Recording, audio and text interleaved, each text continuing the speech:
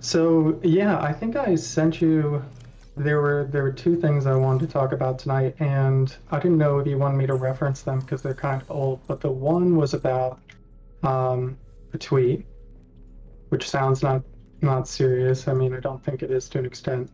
And another is about I guess a video you linked that I think both fundamentally you're sort of uh, you have a similar problem where you're basically responding to criticism and saying to an extent that you don't understand why people, I guess, are postured against you.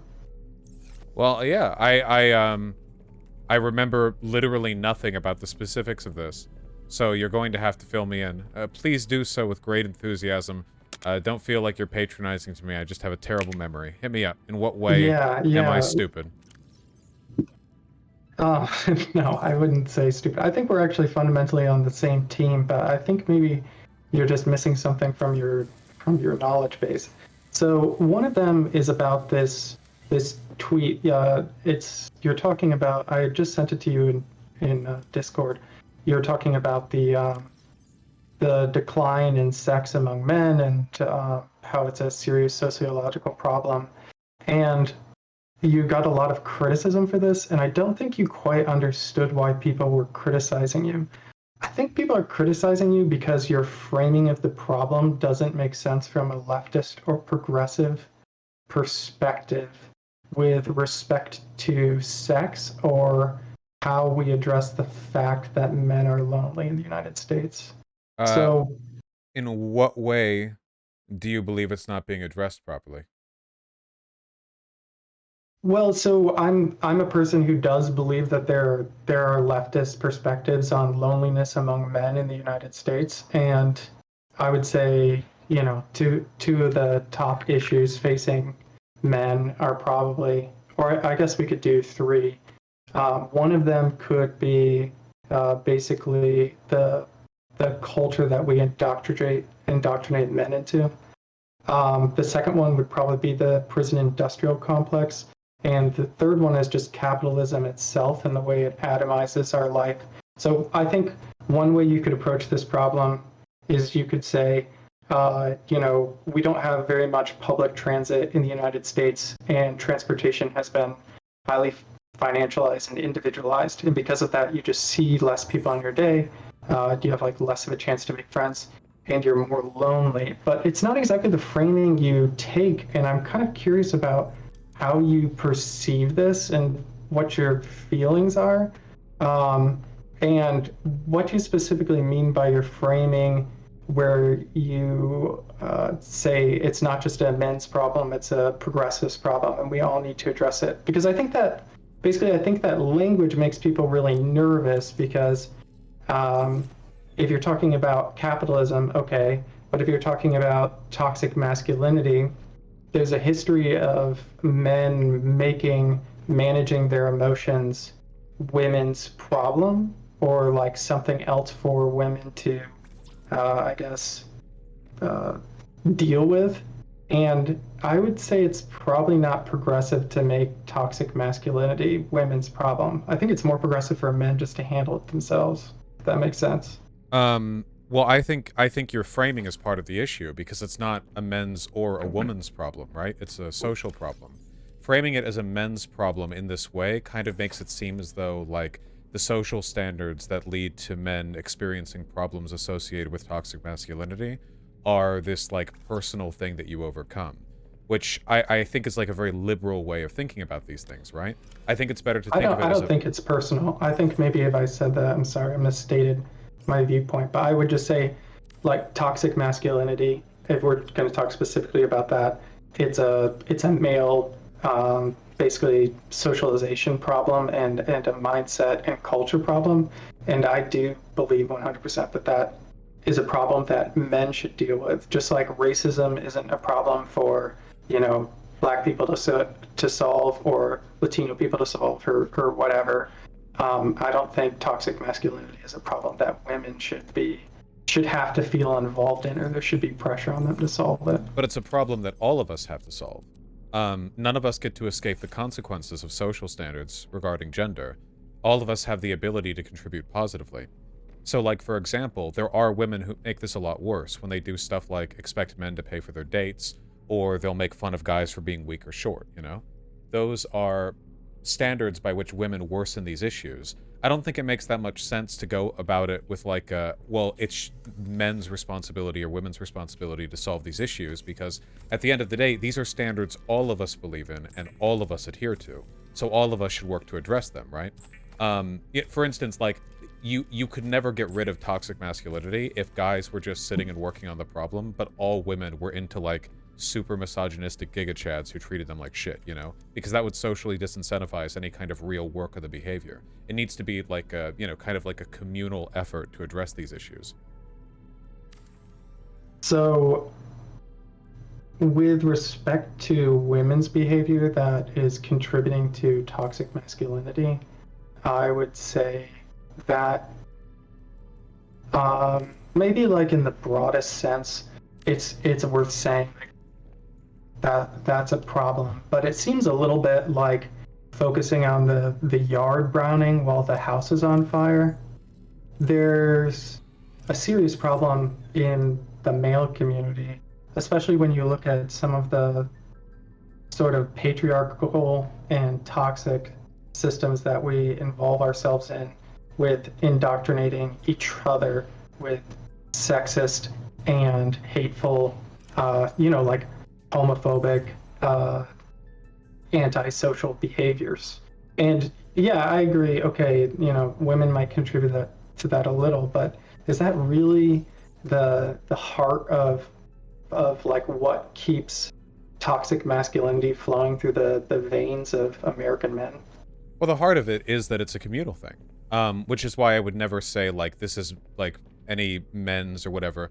Like, we know this because we wouldn't do this in minority groups, right?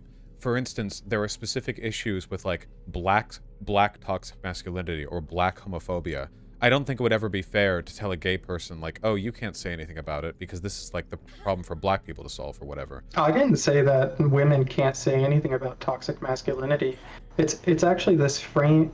I have a problem with this framing, and I think I'm not saying it actually because I think I can convince you or anything like that. I think that would be pretty narcissistic. I actually thought maybe I could help you understand why people have a problem with your framing, if that makes sense. I think the reason why they tend to is because they're cucks. That's my framework. I stand by that, I think. It's okay, not so much... you think the reason that they have problem with your framing... Wait, your microphone just shifted. Was that intentional, or was that a computer issue? Your mic just changed. Is it working still? Oh, there you go. Okay, for a moment it sounded like you were using a mic that was way closer up. Yeah, okay, sorry. I didn't mean to cut you off. I'm sorry about that. I just got a new computer. It might have little hiccups. But, I get that, yeah. So, the reason that people have the problem with your framing is because they derive sexual pleasure from watching people have sex with their significant other? Possibly, but no, I didn't mean it in a literal way. When I say, like, I think they're being cucks about it, what I really mean is, like, I think some people, I guess you might call it, like, the politics of sensitivity. I feel like some people are really, really, really concerned with the optics, or, like, the implied politics of, like, well, maybe men have problems too. A lot of the negative response that I got were, let's be clear, just people really offended by the idea of treating men's problems seriously. A lot of people were just really, like kind of taken aback by the idea that men should have their problems be taken seriously. And I think that I don't think that's true, honestly. No, there were I could be wrong. A lot of people being really weird about that, like really, really weird. But like what I see leftists talking about prison and the prison industrial complex a lot as a men's issue. No, I'm sorry. That's probably not the direction I want to bring it in. I think the problem with the framing maybe is that they're...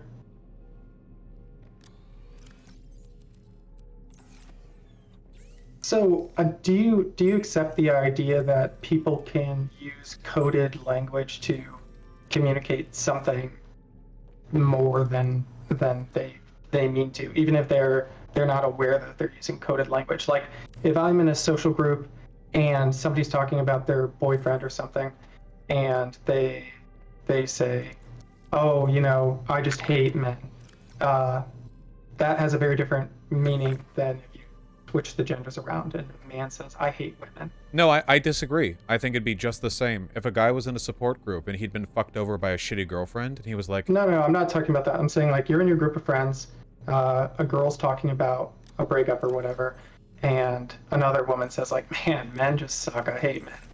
And the social impact of that statement is different than if you were in the same group, but a man's complaining about his girlfriend, and another man says, "Women just suck. I hate women." no, I don't think those are different. Why don't you think they're different? Well, even look, we live in a society. I mean, in both cases, men and women, especially heterosexual men and women, are going to have varied and oftentimes negative experiences with each other. And it's going to, people are going to express that frustration with behavior like, oh, women, or men, or whatever. But I think that's normal, I think it's okay for a woman to do it. I think it's okay for a guy to do it. I just don't think that it should, like, substantially inform your political biases, At that point, like, you've got another issue, But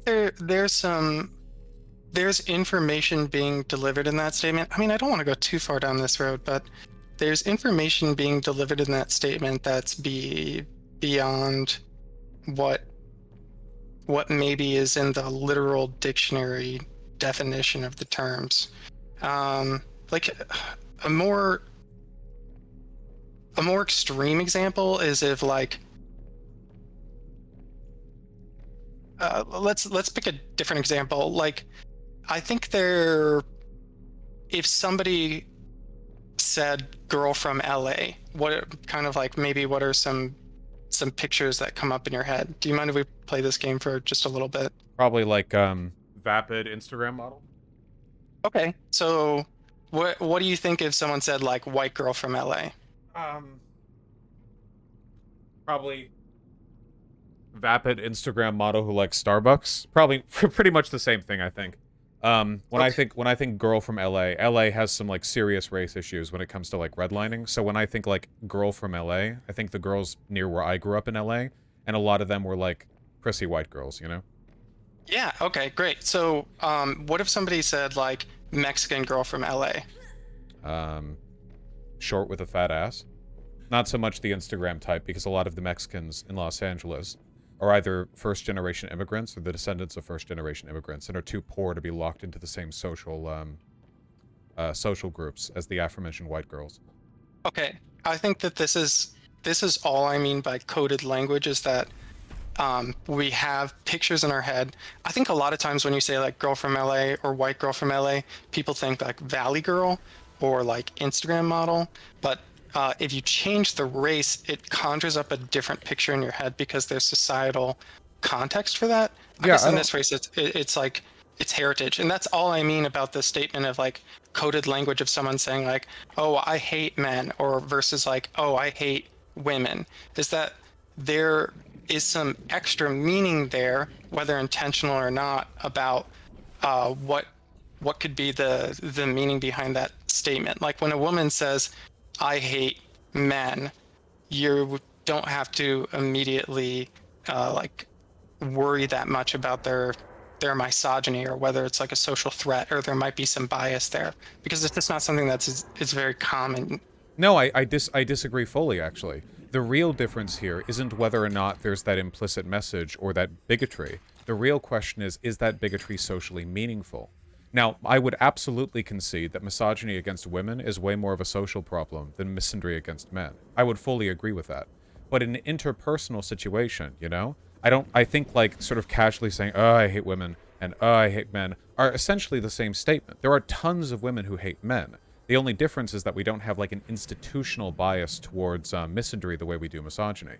But I don't think that means that the underlying statements have changed with regards to their like meaning, Then now we're just talking consequentially like where the harm lies.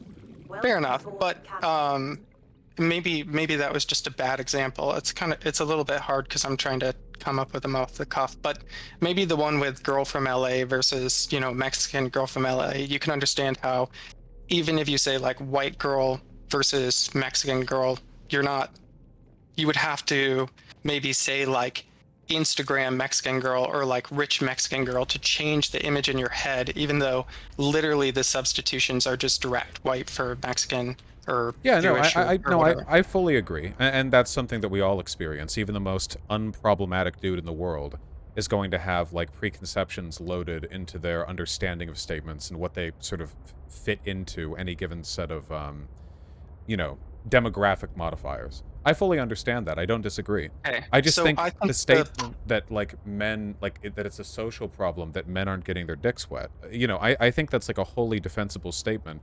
You can read like implicit misogyny into that. There are people who will say, why aren't men getting laid? Maybe women should put out more, some shit like that.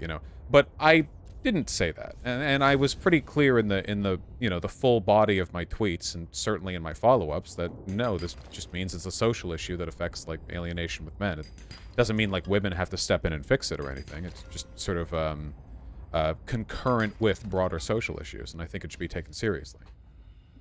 so you think I'm sorry, can you trace me through the thinking here for a little bit because I was going to just talk about you took it in just a slightly different direction. I guess I was talking about why people might find this problematic, and I was going to say there's this specific framing, but Warning. 30 seconds. I didn't quite see how that connected to what you just said about your point in making the thread and what clear things you've tried to say. I think that's part of the problem with this for me is maybe I don't 100% understand what you're trying to say, or maybe people don't understand what you're trying to say.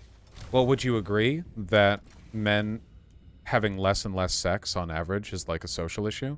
Because humans want to have sex, right? I mean, not all. There are asexual people and people who aren't ready and people with trauma and blah, blah, blah. But the majority of people who are, adults want to be having sex. It's something we enjoy. And if you're getting numbers of like, oh yeah, well like 30% of guys haven't had sex in the past year, that's a lot of guys. I mean, that's 30% of guys even. And I think that's representative. This data, I will say this data is not current. These trends have reversed actually, and women have gone up and men have gone down. But yeah, which I fully agree is a social problem. I only saw that data later, but I don't think it matters with respect to the issue we're talking about. Because I'm not like dying on an ideological hill. If men and women are equally alienated in a sexual respect, then I would say the exact same argument just in a gender-neutral way. But if the data said only men or only women were having trouble getting laid, I would make the argument that that was a social problem. So, you're saying no matter where that the data is. I'm sorry to interrupt. I'm not trying to cut you off. I'm just trying to understand the. So you think the problem? You mean to say that the problem specifically is that men aren't having sex, and that's the sociological problem we should be taking more seriously? Well, the more recent data seems to indicate an equal level of chastity between men and women, at which point it's not a men issue, it's just a broader social issue that's gender neutral. But in conform with the original data that I saw, which is that men were having a harder time, I would say that's a men's issue, and a social issue broadly, yeah. I think that let's just go into a world where it is a social issue, and I like not gonna argue on that point right this second. But so if that is the specific part of the or if that is like part of your specific the specific point you want to get across, I just think that I would just say I think maybe what you're missing. I understand the argument that people are sometimes too sensitive, and it can ruin communication. I think it's a little bit tenuous of a position to take because sensitivity is a relative thing, and a lot of people are like, "Why can't I just call you the N-word? You're being too sensitive." But I think that framing makes people nervous because it's the exact same framing you could find on like Tucker Carlson, for example. Well, this is the issue this is one of the problems that I have with the left. That would mean that Tucker Carlson is correct and the left is failing to address it. So, this is an issue that I've noticed. One of the reasons why incel and red pill communities have exploded in prominence is because a lot of mainstream feminists have done a really poor job of constructing narratives of gender that address some of the issues that men have. Because men are the hegemonic gender, because they're the more powerful gender, by far, in so many respects. Their problems aren't taken as a matter of priority. And perhaps they shouldn't be. Women do face broader issues in many ways. But it's still important to recognize some sorts of things. Men are provably lonelier than women. Not just in a sexual way, just in a variety of ways. And that is a real issue. And a lot of guys get really lonely. And Provably lone. That's like a huge. I mean, I think that would be difficult to prove via dissertation. Like, let alone. I mean, that's a huge statement. Men are lonelier than women. I don't necessarily even think it's wrong, but well, there you go. Men have a harder time making friends because toxic masculinity makes it really difficult for men to be open. It's easier to make friends with women. Everyone knows that. Women are taught to be more sociable. They're literally trained on being more like friendly, whereas men are often encouraged to be emotionally non-communicative, being distant, being isolatory, being all that stuff. Like those are considered manly characteristics. That John Wayne like noble stranger bullshit. yeah, but there's a lot of bullshit. I mean, I think you're sort of getting into like some weird territory that I think would make a lot of leftists nervous.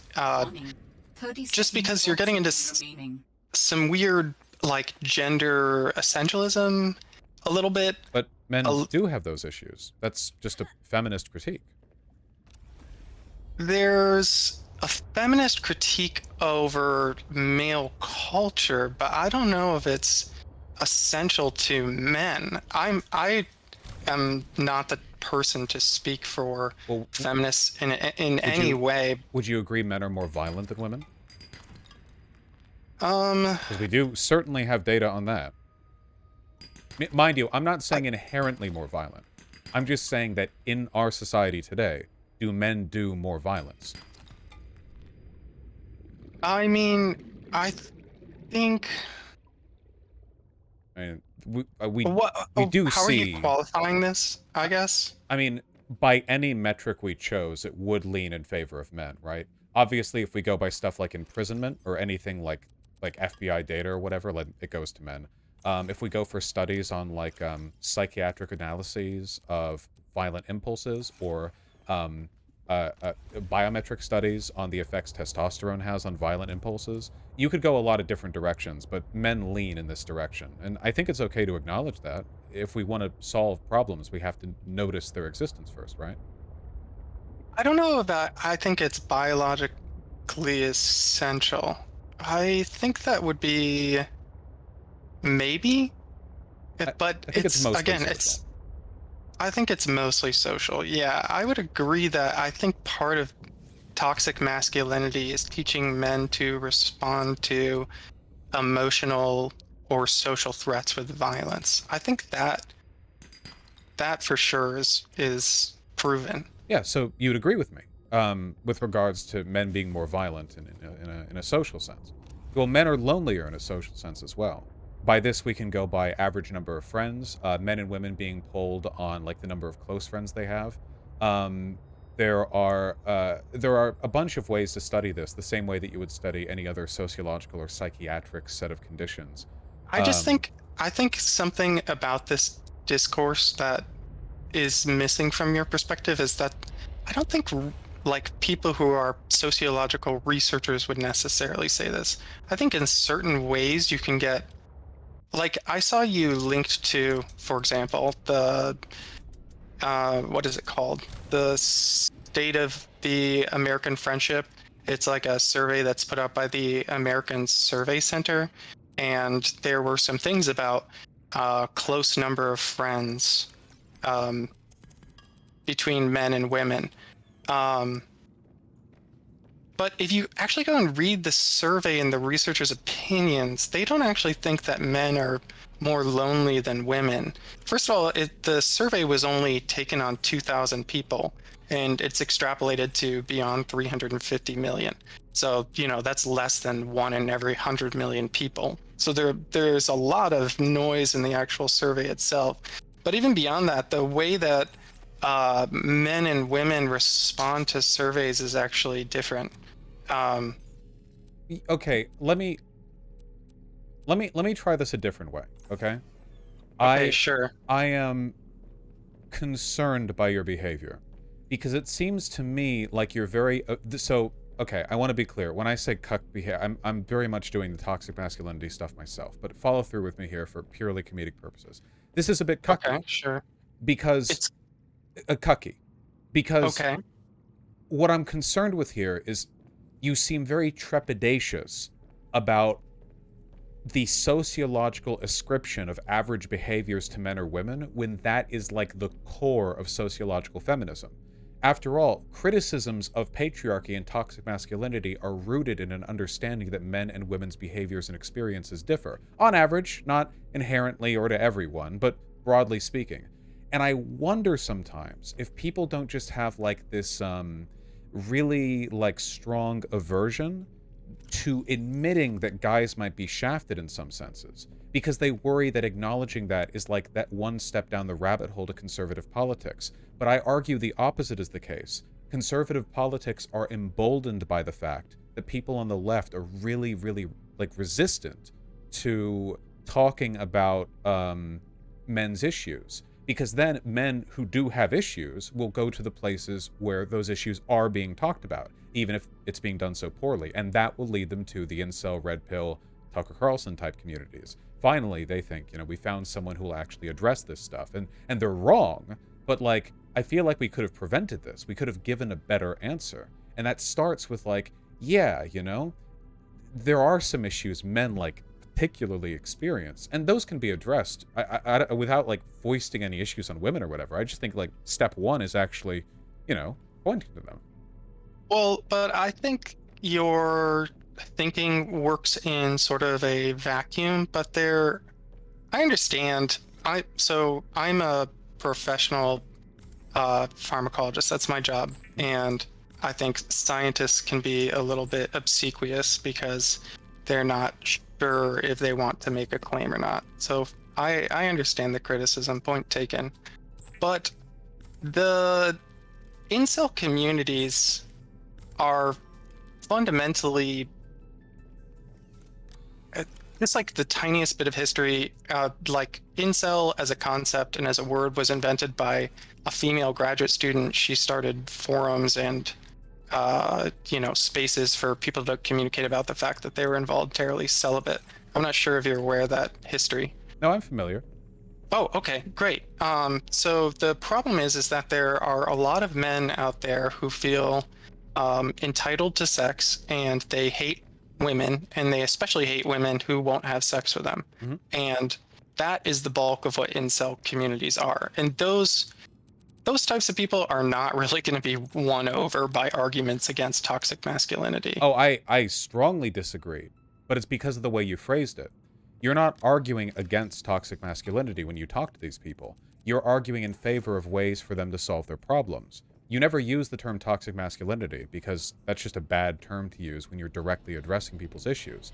But you can listen to their problems. A lot of young guys just kind of feel like they're never going to be liked at all by women, Like, here's something that a lot of feminists are kind of uncomfortable with that's true. Women being sexualized plays to their favor in one specific way, at least one. And that's that women generally feel desired. Even if it's in a bad way or by bad people, that sense of desire is something they carry with them. ContraPoints talks about this in her video on men, where she says that, being a trans woman who's been on Tinder as both a man and a woman, while she does get a lot of really shitty messages as a woman that she didn't as a guy she got, like, nothing. And she admits that she would rather get, mixed attention as a woman than none as a man. And this, I don't think anything that I've said invalidates feminist critique or says that women have it easy or anything like that. But we should acknowledge, you know, the opposite side of that issue. Like, you know, a lot of guys in their dating lives, they just feel like invisible, like completely unseen by the people around them. And those experiences, I mean, it's not at all surprising it would lead men to become embittered or negative or, you know, so on. And we should do what we can to improve those experiences. I sort of understand what you're saying. I think there are probably some areas that we disagree on, but I'm trying to stay focused because I just don't want to, you know, waste a bunch of time talking. I don't think you're at risk of doing that. Let me think for just one moment.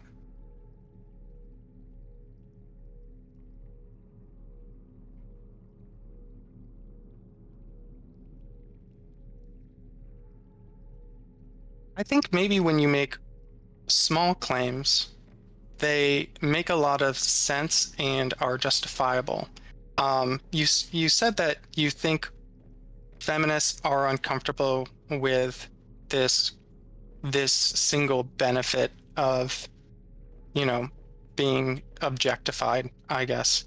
And I would just say that framing is so close to even if you mean it purely in the nicest way possible, that framing is so close to a misogynistic view of women, which is you know, sort of women, they take for granted the benefits they get from society because they're pretty, and you know, they can get jobs just because they have a nice ass or whatever. They do sometimes. You know, that's true. It is true, but you know, that may happen, but that's saying it's true in one instance is different than somebody with a public platform emphasizing that it's true. I agree, but I do qualify my statements. I'm not like firing tweets off into the void like men aren't having enough sex and women don't realize how much their beauty gets them or anything. If I was just throwing that out there with no context, then I fully agree that I'd be doing something irresponsible. But I think that I generally make a pretty good effort to, you know, qualify all this. The issue that I have is that it seems like a lot of people are resistant to hearing it even with qualification. How, you know, even if like you get the full analysis with like, okay, yeah, well, this isn't like women's fault or anything, it's just this, that, the other, people still get really upset. At which point, you know, like, well, how then do you even broach these issues? Like, can we acknowledge at all that men have some specific problems? Or is that just like taboo? Is it not allowed to even acknowledge that? And if that's the case, that's kind of shitty.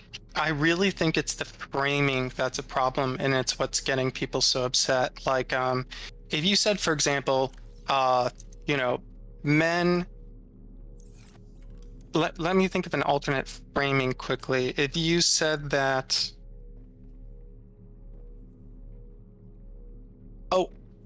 here's something that we've talked about in my friend group a lot, because I live in Ohio. I've always lived in the Midwest. It's that a lot of men are raised with the attitude that they need to provide for a family. So in our current capitalist system, a lot of people are kept really far down because the more precariousness in the society, the more coerced people will be to work for wealthy capitalists.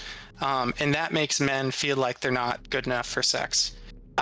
So then they're not having as much sex. So that's like, and that's just a small slice of the pie. It's not the whole picture.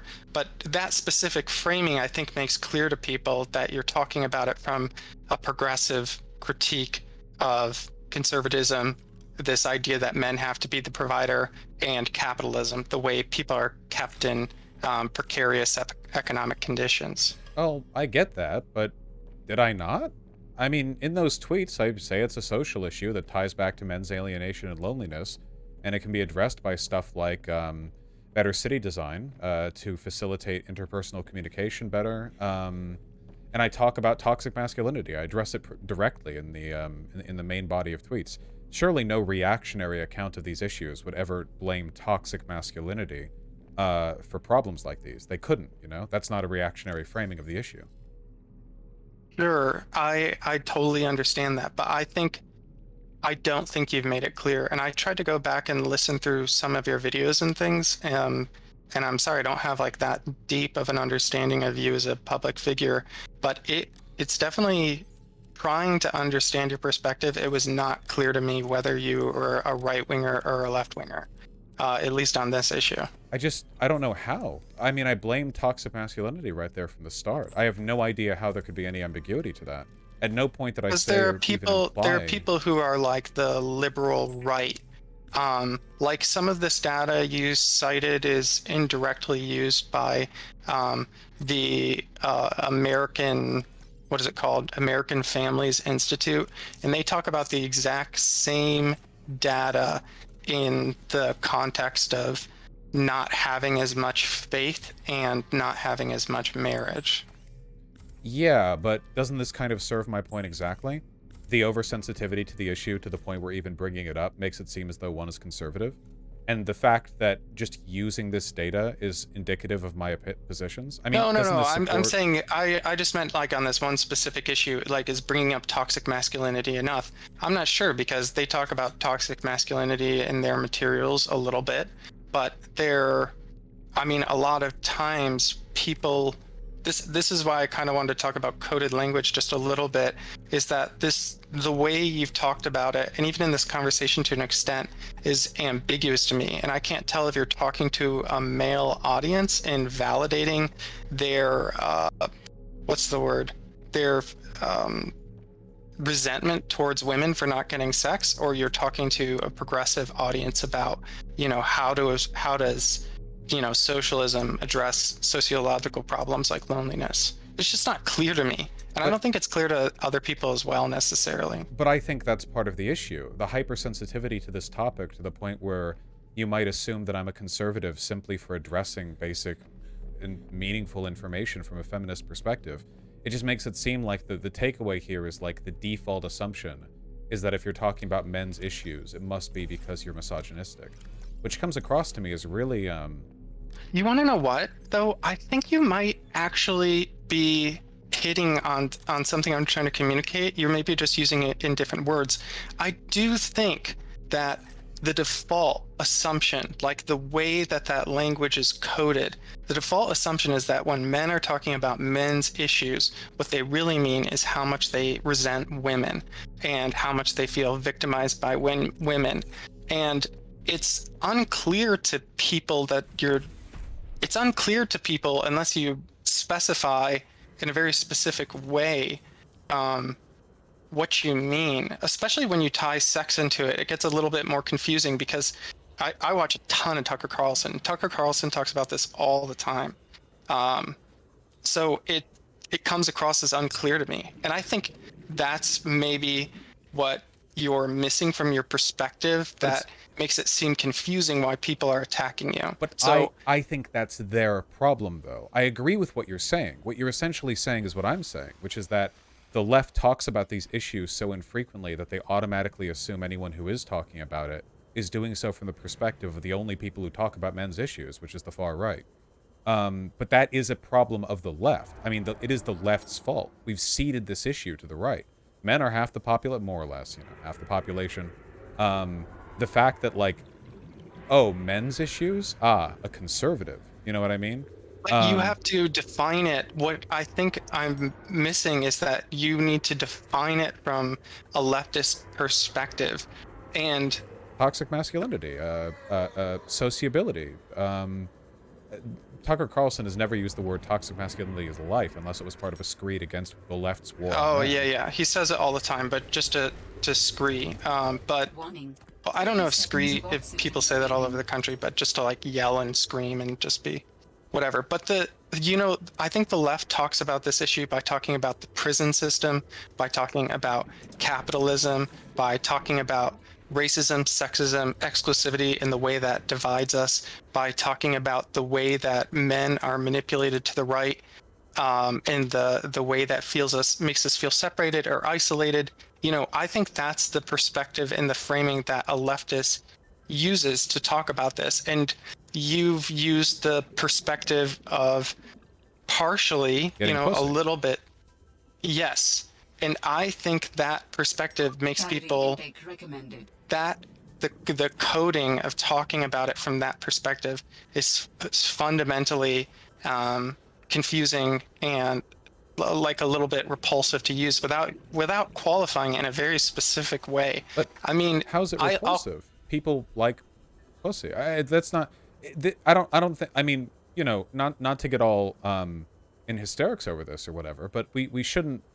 It would be inhuman of us to try to address a problem like this in some kind of like sterilized, you know, like it would be taboo to acknowledge that men want sex. I disagree with this. I mean, they do, of course, and women want sex. You know, everyone. Yeah, most everyone. But wants sex. that's not like the main thing that's going on. I mean, the main thing is that people are isolated and feel lonely in our society for different reasons, and there are some specific reasons that men feel lonely and isolated. I think prison's like a really great example, especially because it fits into, you know, our leftist perspective. I mean, Sex may be part of that. It probably is part of it to an extent. And I think, you know, I'm definitely a sex positive person. I think people should have sex and not feel guilty about it, and shouldn't moralize it as long as it's consenting, and it's pleasurable for both parties. Then I think it should be viewed as a positive thing. But the people on the right wing, they frame men's issues so often around sex because it's how they view women's role in society, to serve as, you know, a vessel for children, to serve as a vessel for male pleasure, male gaze, male objectification, and to basically serve as a, you know, like a house slave. But that's what I'm telling you. Like, we've ceded the discussion to the right wing. What you're saying agrees with my perspective here.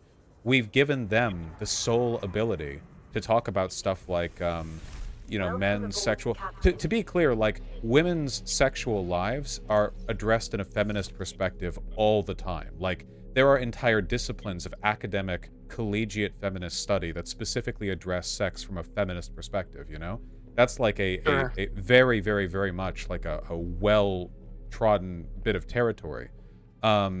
So to go through that, and then it's like, okay, well, yeah, you can talk about that, but it would be reactionary to talk about it with, like, you know, guy's perspective. I just don't get it, you know?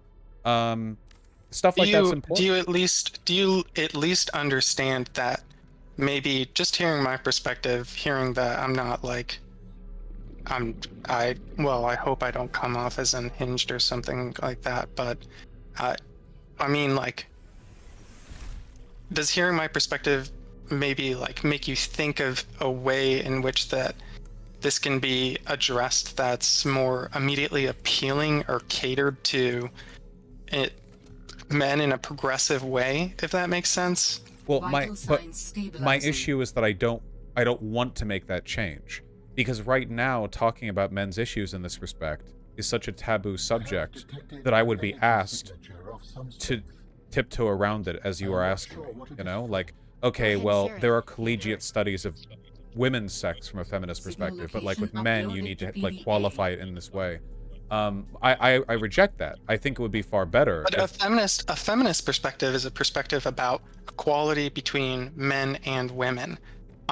So, and it's like an anti-patriarchal, anti-hierarchical perspective. That's what I'm offering.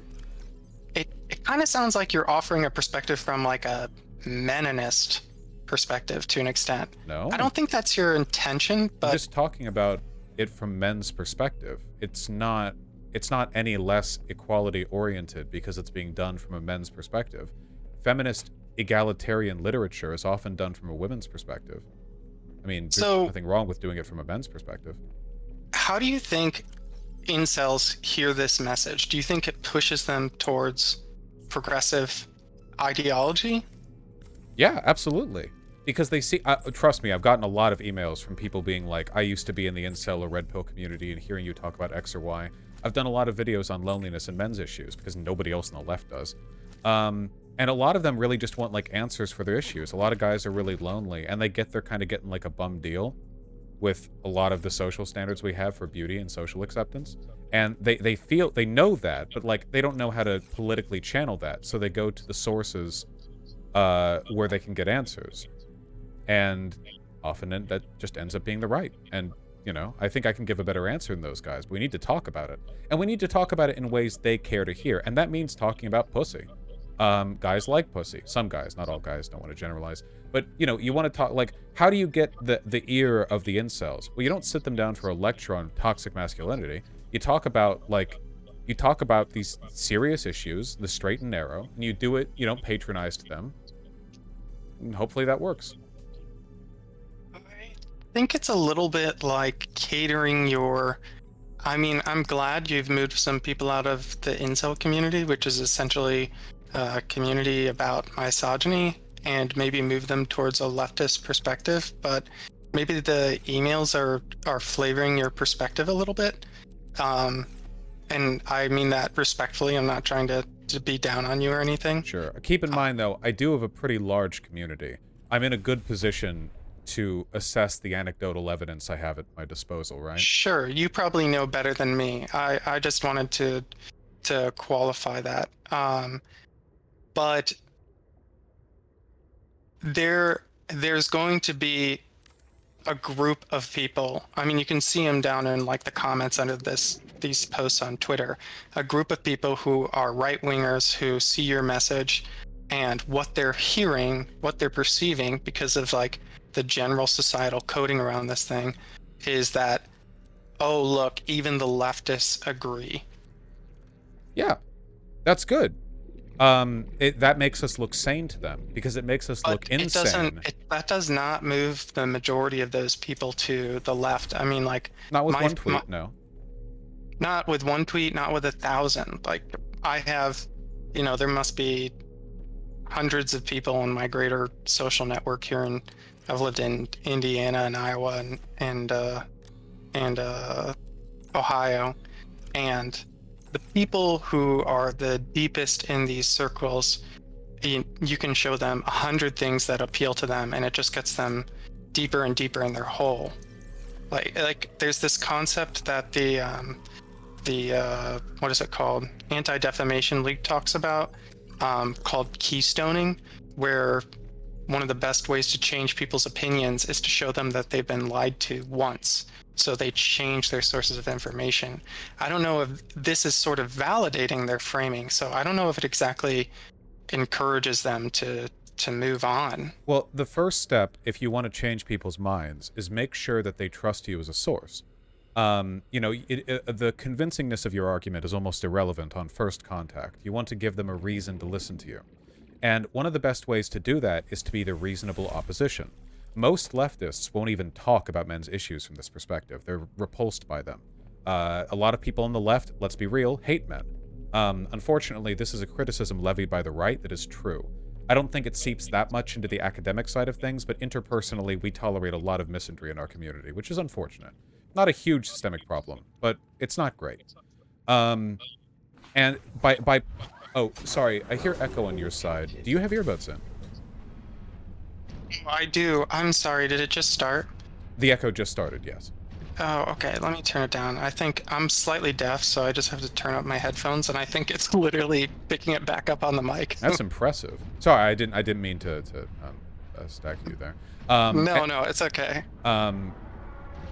Anyway, you pose yourself as like the reasonable opposition, you know? This is one of the reasons that people like Dave Rubin have been able to be so successful. Tim Pool especially. Man, a lot of people like that. You know, it's the way they come across. There's this effort to be like the, I'm not a this or that. I'm just a reasonable blah, you know? People are vulnerable to those narratives. And in this case, it's a correct one. I'm not grifting. I am totally open to talk about men's issues, and I'm sympathetic to men's issues.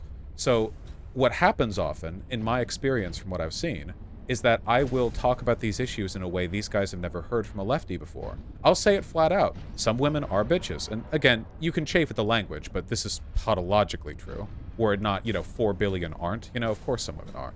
There are some behaviors of toxic femininity that are really irritating. Yeah, men get a raw deal in some senses. But and these are true things. And once you lead them in with that, you give them that knowledge, yeah, the left isn't delusional. We can acknowledge this. We can talk about this.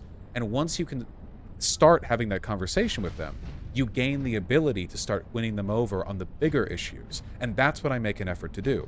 You lead them in. Yeah, I am a leftist who will talk about how like men have like are kind of fucked in dating. Like, yeah, I will talk about how like men are shamed for their appearance and height in ways that women aren't, and that can fuck them over, and it really sucks, you know? And now, hey, do you want to hear about something called like toxic masculinity? It doesn't mean you're bad. It doesn't mean masculinity's toxic. It just means that there are like expectations that we have that are really fucked. Like expecting men to always pay for the date, huh? Am I right, fellas? Nobody likes doing that. Hey, you know, and you win them in with this. And I think this is like a really, because it's not dishonest. I'm not like lying to anyone. I'm just trying to show them that I'm not dogmatically opposed to talking about these topics. And I think that, that wins their trust. And that's what I try to go for. So if I understand you correctly, I don't want to put words in your mouth. You're saying that you intentionally use incel framing of certain issues if they, you know, are true in some sense to try and draw in people from that community to move them along, you know, whatever spectrum from right to left. If I understand you correctly, is that what you're saying? I'll talk about issues that are important to them, but I don't adopt their framing. I don't, for example, defend the concept of hypergamy or espouse any of the red pill ideology. I don't talk about how this is because women are innately capricious or untrustworthy or anything. The framing is mine, and my framing is leftist. These are just issues that they're concerned about. I want to give them a better framing on issues that they have, let's say, deficient understandings of, you know? I certainly don't think their framing of the issue is adequate or helpful at all.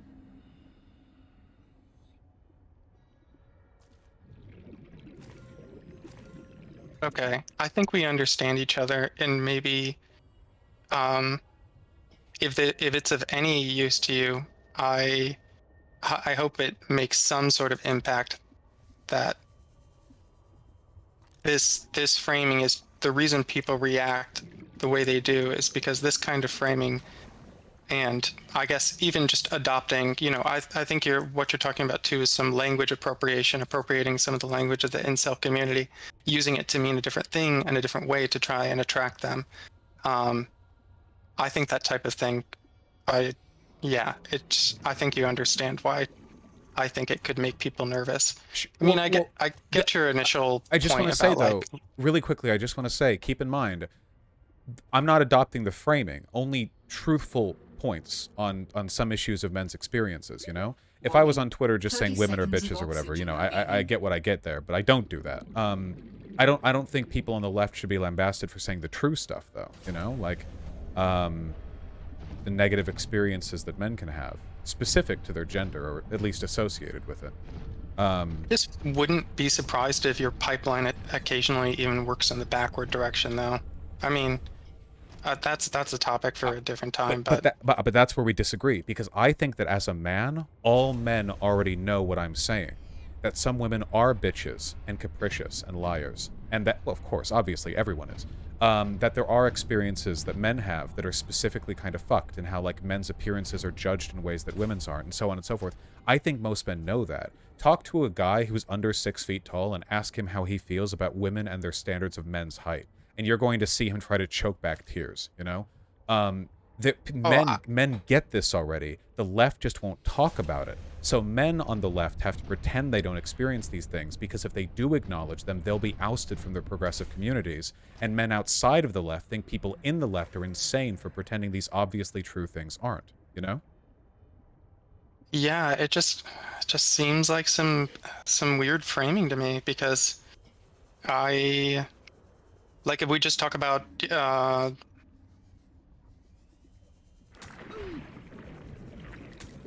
it almost seems like some, I don't know how to respond to it in a way that doesn't fall into maybe some perceived sensitivity things you're talking about, but... Well, do you disagree with the empirics of what I'm saying? That these are issues and that acknowledging them is not dishonest at all? So I'm not very tall. I'm 5'8", and I think that they're definitely, at one point in my life that made me feel self-conscious. Like, man, there's all this discourse about being taller and, how it changes your life and how it's going to change your income and blah, blah, blah, blah, blah. It does. Tall people earn more on average. They're more respected. The taller presidential candidate has won, I believe, every time since television became a standard in presidential debates. There's real systemic discrimination against shorter men. It just feels weird to say because it's like, oh, heightism with men? This isn't an issue with women, by the way. Women don't get judged for being shorter, at least not in nearly the same way, because being tall is considered masculine, so wouldn't come back and hit women the same way. But that's a real thing. There have been more black presidents in the past half century than there have short presidents. It's a real bias. It just sounds stupid to address, right? Like, oh yeah, there's black discrimination, and then there's shortism or whatever. Here's another one. You know how black people, specifically black men, are likely to get longer sentences for the same crimes with the same priors than white convicts? Yeah. That difference is triple the size between men and women with the same crimes and priors. The difference in bias between black people and white people is a third the difference between men and women for the same crimes with the same priors. Which is insane! Like, whoa, misandry affects the justice system to the point that it literally triples the empirical product of racism and sentencing? I just don't think that's quite... you're doing some things that I don't think are quite, recommended when you're thinking about survey datas or measurements. Like, are we not just uncomfortable with addressing this at all? Because I'm using the same data standards by which we address sentencing bias between black and white people. So if we disregard the misandristic difference, we have to disregard the racial difference. No, that's not what I'm saying at all. I'm saying, like, if you go looking at what not people on the internet but criminologists are saying about sentencing difference between like white people and black people, I think there's specifically, I should say, from my point of view, I think America has a lot of racism problems, but I also think it has a lot of anti-black problems. So sometimes, I'll just say, black people and white people, just because I think America's, yeah. That's like a whole field of research, and they put a lot of work into measuring those statistics correctly, and there's not a lot of with respect, researchers. I hate to call you out on this, but this is the kind of stuff that I hear from white nationalists. There's a very strong academic and sociological consensus in what I've described to you, and now you're saying, like, well, was the research rigorous enough? The only reason you're saying this is because you're biased against the outcome. And you I'm you not. Can deny that, but, like, again, this isn't difficult to see. Measuring different groups of people and their sentencing and conviction durations with the same crimes and priors and everything, that's a pretty easy thing to control for. I would know. The sociology and criminology departments in my university were merged. I was president of the Sociology Criminology Club. I did studies like this and worked with people who were smarter than me who did studies like this. My baccalaureate thesis was on the criminal justice system, and I led council groups on the same. I worked with former and current prisoners. Trust me, it's a real issue. But nobody wants to talk about, anti-male bias in the criminal justice, because it sounds dumb. And I know that it sounds dumb. Because I had to have these conversations with people, and it sounds really dumb to bring it up, Oh, what, men are having problems? Well, yeah, actually. So it doesn't sound dumb. To my ear, it sounds like something that's difficult to measure, and it sounds like something that you'd have to would have to tightly control for. I agree, but that's what they've done. We should have faith in the peer-reviewed studies, shouldn't we? Unless you have some specific counter-evidence to, Well, I guess maybe this is just belying some ignorance in social measurements, but I don't think I've seen very many high-powered studies looking at sentencing differences between men and women. Would you like to look at some? Because again, I don't mean to be dismissive but you're rejecting something of which you have no knowledge, right? Like, this is an anti-intellectual reaction. This is a subject you don't know about, which is fine. I don't know tons of things, but your innate response to it is like, well, I think that it's difficult to measure stuff like that. Well, sure, no, the especially the way I'm verbalizing it, the skepticism I'm expressing is unfair because it's not exactly skepticism searching out some sort of greater truth. It's just skepticism. but is it that difficult to imagine? One of the standards of patriarchy is the understanding that women are innately delicate and weak, and men are strong and violent. And if people believe those things, which they sure as shit do, it makes sense that men would be sentenced for longer. They're perceived as greater social threats. For thousands of years, you know, men are killed when villages are raided, and the women are captured. There's a long-standing, I would almost say, tradition of underestimating the violent potential of women.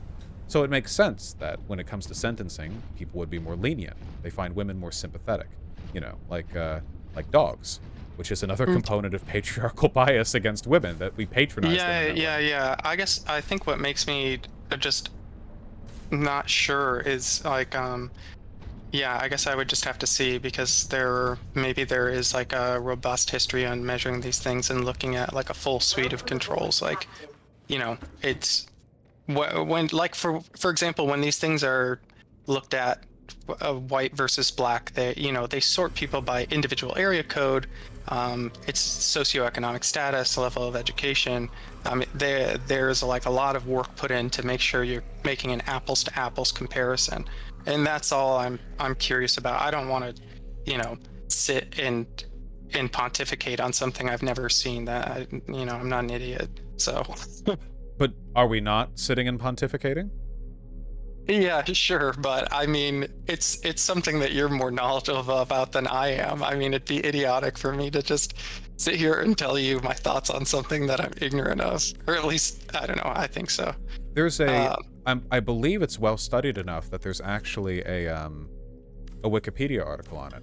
I didn't mean to get in a debate on that specifically. It's kind of tangential to what we're talking about broadly. Yeah, sure. I only Absolutely. wanted to point out, like, you know, I think you've kind of demonstrated what I guess what I wanted. You've fallen into my brilliant trap here, which is that people are innately uncomfortable addressing men's issues. You know, oh well, I think that maybe the study wasn't done properly, or maybe this is difficult to control for, or such. Well, you didn't know that. You couldn't have known that, but it's what you went to first. So, and I don't think this is just a you thing. I just think, like, we're as leftists, we're very conditioned to reject people who jump up and say, like, oh, what about men? You know, because 99% of the time, the people who are jumping up screaming, well, what about men, are like huge pieces of shit. I don't deny this at all. Well, and there's a lot of bullshit science on the internet, honestly. So, I mean, pharmacology is my specialty, and a good 70% of the time when people are quoting something, they're quoting like the minority's opinion on the research. I mean, COVID was like this times 1 million. They're quoting the minority position on the research, and it's just like not even properly done in the most basic aspects. So it's like my immediate reaction when encountering something that I'm not familiar with on the internet, to just be a little bit like more skeptical than I normally would. But I mean, I do admit it does sound ridiculous on its face to talk about men's heights, and does it really have an effect? I mean, I'm sort of, my base reaction is I'm a little bit skeptical. I would say maybe some, but also something that's just intrinsically difficult to measure, because height is so tied to so many other things, like, your nutrition. And we know that there's a mechanical link between, nutrition and people's ability to be successful in life. So when you quote it to me, it sort of rhymes with the way that right-wingers read 1/16 of a study, quote out the minority's opinion to come to a conclusion that the authors didn't even, consider valid, if that makes sense. But the authors consider my positions valid.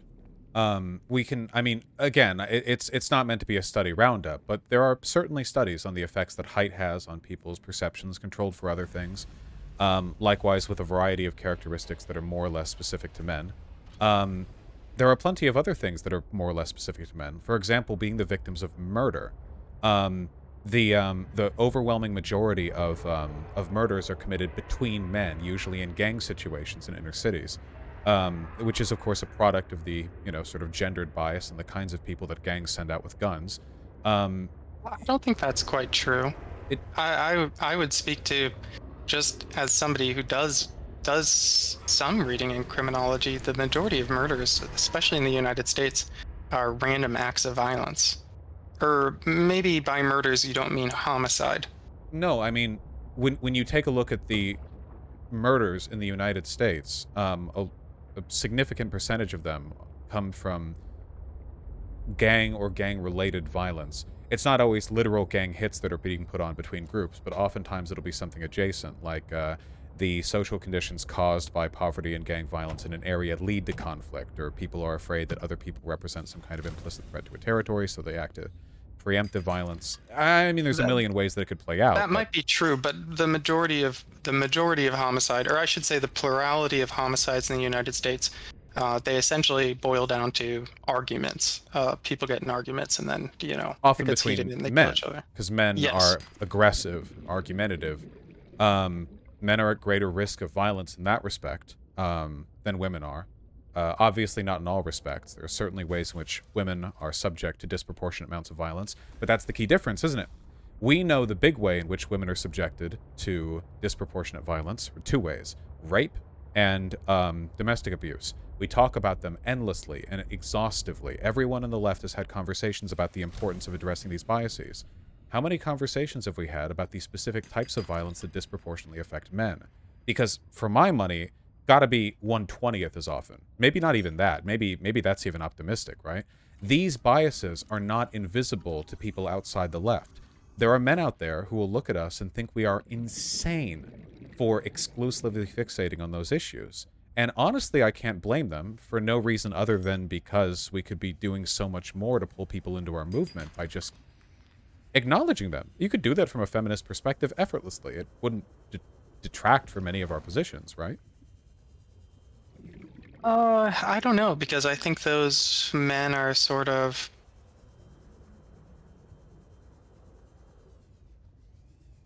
They're missing a piece of the puzzle that I don't know if they'd readily absorb. Well, we have to show them. I guess you're fully aware of the risk of validating right-wingers' opinions. It seems like you've thought about it, and I appreciate that much. But I don't think I have anything more to say that wouldn't just be circling back around and sort of wasting some of your time, and I definitely don't want to do that. Can I ask something a little pointed, if I may? Sure, go for it. You've heard of 1350, right? Yeah. Yeah. So it's the idea, the FBI, and of course, it's not a fully accurate statistic, a million ways to measure it. Some people say it's 1352 now, whatever. Black people responsible for violent crimes, la-di-da, And this is often cited by very racist people, usually apropos of nothing. They'll just sort of drop it there, like a shit in a public pool. They don't really analyze it. They want people to sort of do work intuitively on the number, Oh, well, if there's a disproportionate amount of violence being committed by one group, that must mean... And they hope people will arrive at racist conclusions. Now, yes. Of course, with any analysis of the number or of socioeconomics, you can arrive at extremely left-leaning explanations for that disparity. Racial bias, redlining, socioeconomic disparities, a million things, criminal misconduct, police bias. There's so many ways you can go at that. However, one thing that I've noticed is that a lot of people on the left, when they hear somebody say 1350 or whatever, they'll freeze up and they'll deny it and they'll get uncomfortable with it. And when they do that, they're validating the right-wingers who brought it up, because that's what they want. They want people on the left to look like we're running in fear of the truth. They want people on the left to be unable to respond, to have to shroud our eyes to avoid actually acknowledging this horrifying truth. They want it to seem as though it's a defeater. But what you can do is lean into it. And you can go, oh yeah, 1350. Do you know why that is? Which they never expect, of course. They never expect to follow up like that. They might say something smarmy like, black culture or whatever, but they're not ready for what comes next. And then you break them apart. You destroy them. You break all their limbs conversationally. Because if you're well studied on it, you can now provide like 87 explanations for it. And the whole time you can make fun of them. Oh, did you not know that? Oh, did you just cite that number without knowing? Oh, okay. Well, here's something else you might want to know. And you can just tear them to shreds on this because they never actually know criminology. But in order for that to be possible, and trust me, this is the best outcome if ever you're in a situation where you want to defend your positions. You know, you want to be dominating in that way. Abstemiousness doesn't always work. If ever you are in such a position, you need to be willing to work with the material provided. You can't just say, no, that's not true, or refuse to engage outright. That'll never be enough. And that's what I seek to do with many issues the left wants to leave on the table, including male loneliness, sexual behavior, you know. Even if it gets brought up by opposition, I have answers for it that they could never account for. Oh, you think it's because of hypergamy or because women are capricious or dishonest? Let's talk about that. And then you can go over like a million billion possible alternate explanations, you know? That's the hope. Sure, I understand. I will say if somebody brings that up, I freeze up because I'm like, this person's a physical threat to, you know, me and my friends and family. Oh, yeah. Well, I do my work online, so, but no, for sure, yeah. People like that. Anyone who would bring shit like that up in person are fucking lunatics anyway, so, yeah. Yeah. I mean, so, and again, not to put words in your mouth, so you're saying that when you say something that's validating to, it's like you're saying 1350. That's how you imagine the analogy? My strategy is to never attempt to win out over a reactionary's argument by pretending the truthful things they say aren't true. The 1350 isn't false. Again, it's complicated, but it's more or less true. What's false is the implication. So you fight the implication, not the truth. If men are lonely, or if men have trouble with women's behavior, or with having sex or whatever, don't fight the fact. The fact is true. You'll just look delusional if you fight the fact. Fight the implication. Okay, sure, men are lonelier. So why do you think that is? And they'll tell you something about like the red pill or blah, blah, you know. But you can give a better answer because you and I are leftists, you know. We have the distinct advantage of being right, which really helps out with the arguments. We shouldn't shirk that advantage by refusing to engage with them. We should take advantage of it. Yeah, I do think you're being a little bit flippant with language because saying something like men are lonelier, I mean, I think that's questionable. Just like saying 1350 is true, I think that's questionable. I mean, definitely on just like a measurement level, you can see, just depending on how you define crime, it totally changes the question. But sure, I understand what you're trying to do, and I'm not going to critique you for trying to move people towards the left if that's your ultimate goal. I would just, yeah, I think if, based on the way we're talking right now, I think you at least understand what I've tried to communicate, and that's probably good.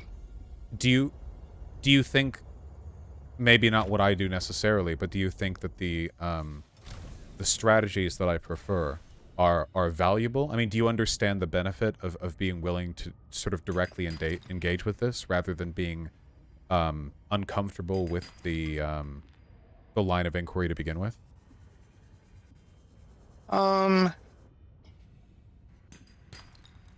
In my personal life, the way that I've moved people from the very far right to the left, or at least middle, is to show them how they're being lied to. And I've never had another strategy work besides that. I've tried other things. I've tried to, like, you know, be shocking, try to be really sympathetic, try to whatever. But I don't know. I mean, I think especially online, and this is, you know, I'm just not sure. I'm not trying to claim one thing or another, but I don't know if people, I would question whether people listen past the initial validation. That would be my biggest critique, and I guess it's just a point to investigate. I think a lot of, you know, oftentimes racists who present arguments like that are doing so disingenuously, but I think a lot of men really are just kind of desperate for answers, you know?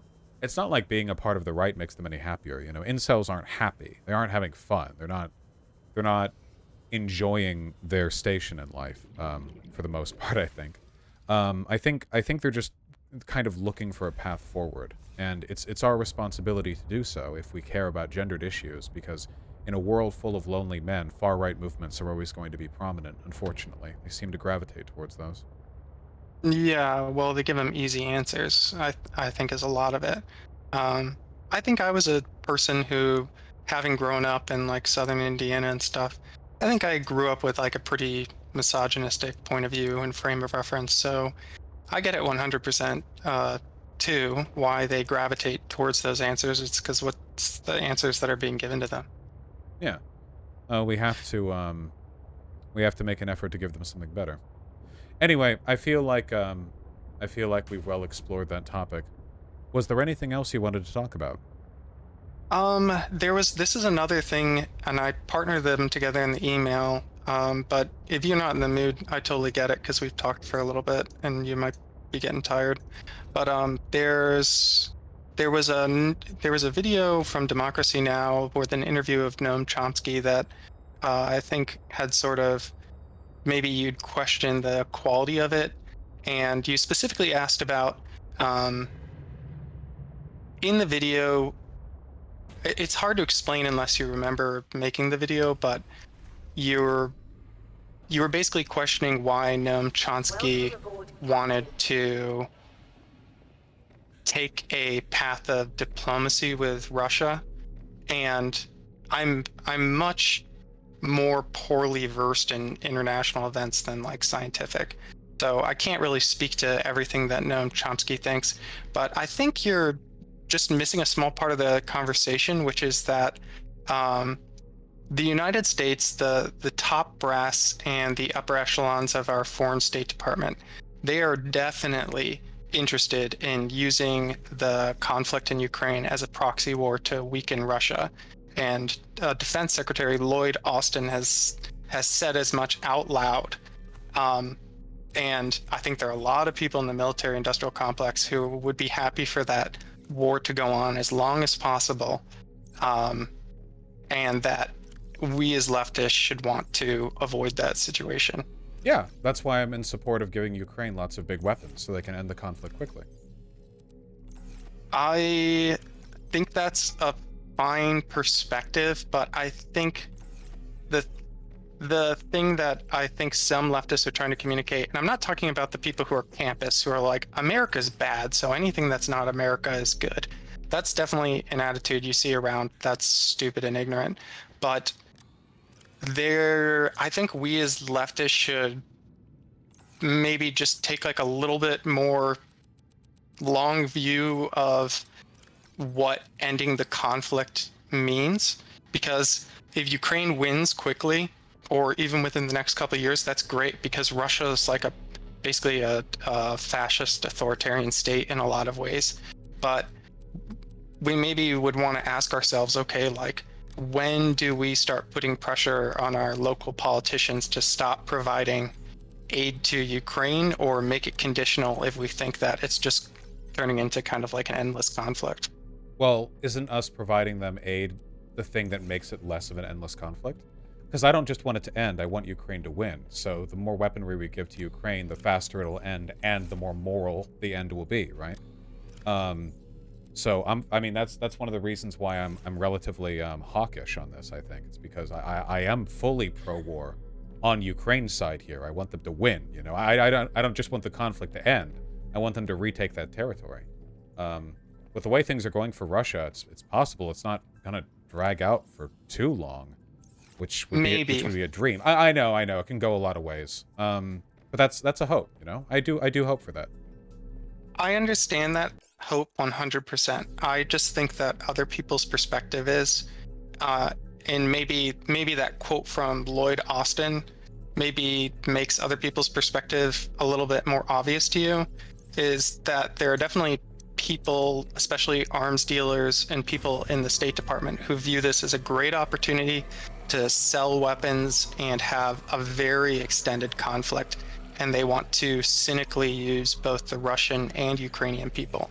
Because I think the truth is the Ukrainian people and the Russian people don't want to be killing each other. This is really, it's like Putin's war. a lot of the soldiers are being conscripted at this point. They don't really have a choice, and the ones that are doing it voluntarily, they're probably propagandized to the point where they don't really understand what's going on in the world. Yeah, sure. So, well, I also okay. want Ukraine to win. You know, I don't disagree. While I do support Ukrainian military victories, and that often includes the death of Russian soldiers. That's kind of how war works, unfortunately. You know, this isn't borne out in any kind of grudge against Russia. I think it's geopolitically advantageous for the United States that Russia loses. The big thing that the State Department ghosty fucks could really do to prolong the war, I think, would be to start cutting aid to Ukraine, because that would draw out the conflict even longer. That would weaken Russia more in the long term, maybe, as opposed to like a snap, the real shock doctrine, where they lose the war quickly this time. Which is how I hope, but I would oppose that heavily, of course. I think it's absolutely vital that Russia loses quickly and overwhelmingly, because it increases the likelihood of Putin being ousted.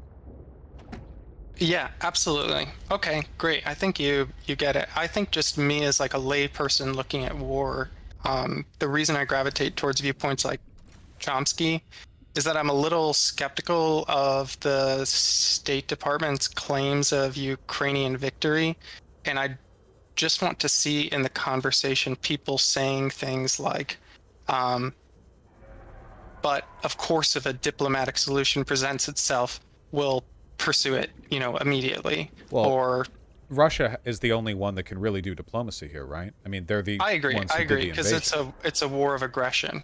But I've heard Zelensky say things that, and I think he said these like in impassioned ways, like we're not going to stop until, Putin is removed from power, which is, I understand why he feels that way, and there's no way I can put myself in the position of somebody who's having, their loved ones literally killed on a battlefront.